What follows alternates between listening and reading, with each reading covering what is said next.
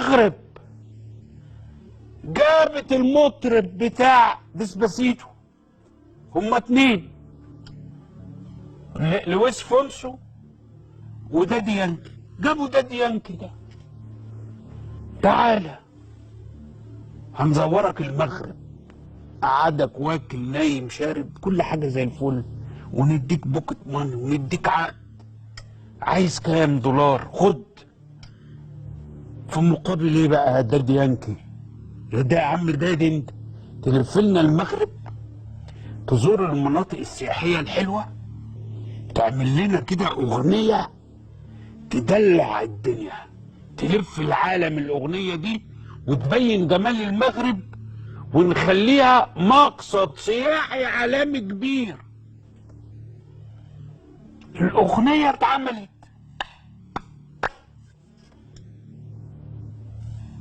اقول لك ايه، الطم الاغنيه هي موجوده،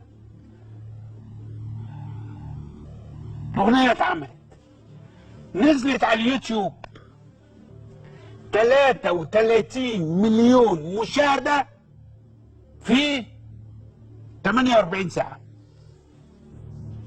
33 مليون مشاهده، والمتابعين بيقولوا لك ان هذه الاغنيه ستسجل ارقام قياسيه. اطبل انا واسقف، محدش بيسمع. تقريبا العاملين في وزاره السياحه بيطبقوا نظريه وزيره التخطيط، هم على طول 3 ايام، 3 ايام في الشهر مش 3 ايام في الاسبوع. الراجل بتاع ديسباسيتو اهو كان عندنا في مصر 12 اغسطس، قعد 6 ساعات بس، غنى اغنيه في الساحل الشمالي، ركب الطياره روح، ريقي نشف يوميها. هاتوا الراجل، هاتوا الراجل وخلوه يغني، ولا حد سمع. مين اللي سمعنا؟ صوتنا وصل المغرب وما وصلش وزاره السياحه اللي بيننا وبينها 10 15 كيلو. تحيه للمغرب، وتحيه لهيئه تنشيط السياحه في المغرب، وتحيه لمسؤول السياحه في المغرب، وتحيه لرئيس وزراء المغرب، وتحيه للموزع المغربي اللي عمل الاغنيه اللي سمعت بالشكل ده. تحيه لكل عناصر هذه الاغنيه، سندوا ودعموا ومولوا وعملوا، والنتيجه بيحصدوها. 33 مليون مشاهد في اقل من 48 ساعه على اليوتيوب، وبتلف العالم. وبقول لك في ارقام وتقديرات ان الاغنيه دي هتكسر الدنيا. انت بتتكلم في 33 مليون واحد شافوا المغرب في يومين. انا مش عارف خلاص يعني، بقول لك انا امبارح اشتكيت لك كصديق ليا، ما انا بتعامل معاك اللي انت صديقي واخويا وحبيبي وصاحبي وابني وابويا وجوز خالتي. قلت لك الواحد خلاص قرف من الشغلانه، انت عمال تجتهد وبتتعب في الشغل انت وفريق اعدادك والقناه، مش طالع اسلي حضرتك ولا اسلي المسؤول.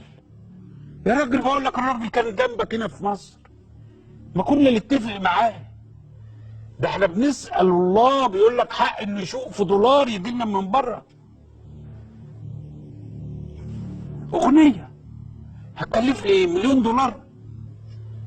والف العالم كله واتكلم على الامن والامان والسلامه والكلام ده.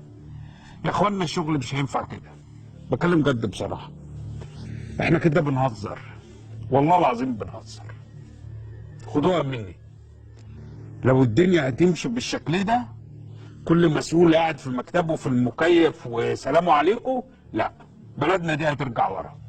بكلمك بصراحه، لما انا كاعلامي القط اللقطه دي اللي هي مش في مجال تخصصي، يبقى كل العاملين في مجال السياحه ايه تخصصه؟